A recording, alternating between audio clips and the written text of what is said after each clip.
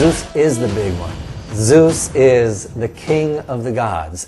His name is related to the word for light. He's a sky god. He's in charge of the weather. In particular, he's in charge of thunder and lightning and the power that you associate with the sky.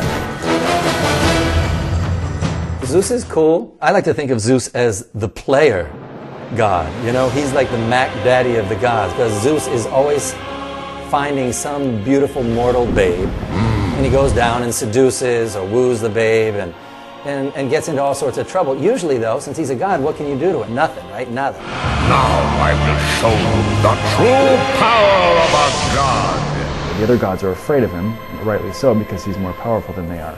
He seems to be more intelligent than they are, although not always, because he can be fooled. He's frequently fooled, actually. I wanted Zeus to be the classical interpretation. Zeus is the strong, powerful overseer of all of the gods. But I also wanted him to have a tiny bit of humanity, and the humanity being that he's afraid. He's kind of always looking over his shoulder. Zeus is basically willing to, let the world below be damned and crumble, and the humans that they lord over just, suffer because he wants to hang on to his seat of power on Mount Olympus. Olympus will prevail. As the life drained out of Kratos, the arms of Hades reached out to claim their prize. Hades is Zeus's brother, and Hades and Poseidon, three of them, split up the universe. Hades, by all accounts, got the short end of the stick. He got sent down to the underworld where all the dead people went, right? The stiffs.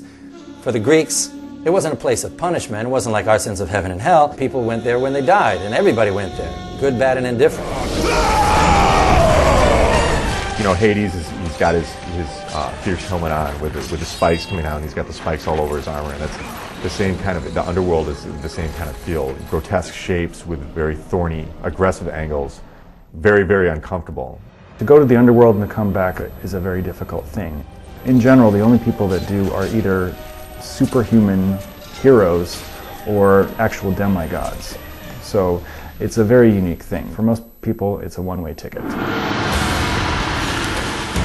Poseidon is Zeus's other brother. Poseidon is in charge of all the seas and all the oceans and everything in them. Because in the Greek perspective, the oceans sort of held up the lands, Poseidon is also in charge of earthquakes. He's got a trident, this three-pronged spear.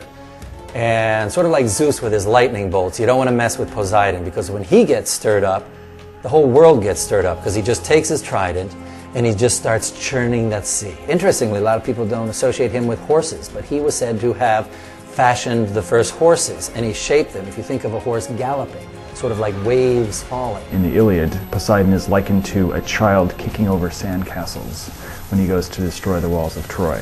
So, like many gods, you do not want to mess with Poseidon. Kratos, you know not what you do. Athena, the gray-eyed Athena, the patron goddess of Athens. Her temple was on the Acropolis. She's the daughter of Zeus. She sprang out of his head in one of these great mythic moments that defy rationality. You can't explain it. That's what makes myths different. Zeus gets a whopper of a headache, and she comes basically fully formed outside of his head.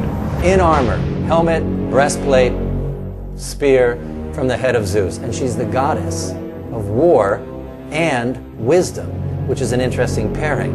Enough, Kratos! With every city you destroy, the wrath of Olympus grows. Soon I will no longer be able to protect you. Athena is the kind of conflicted character in the game. She always wanted to help out Kratos. She had a little bit of empathy for him, and I want to infuse a little bit of that kind of like more than empathy for Kratos.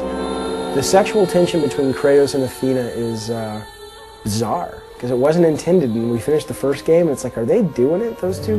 Do not turn your back on me. I owe you nothing. Then you leave me no choice. Her loyalty is to the gods, so she wants to keep the peace. And she always kind of walks that fine line, and she's conflicted about whether or not she's going to cross that line for Kratos.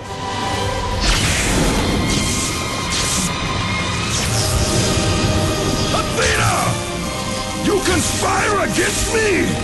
You don't know where she's coming from. You don't know if she's on the side of Zeus or if she's on the side of Kratos. You don't know if she has a thing for Kratos. So I'm very eager to see where her character sort of goes as we finish the story of Kratos, because I think there's more, definitely more to Athena than we've seen so far.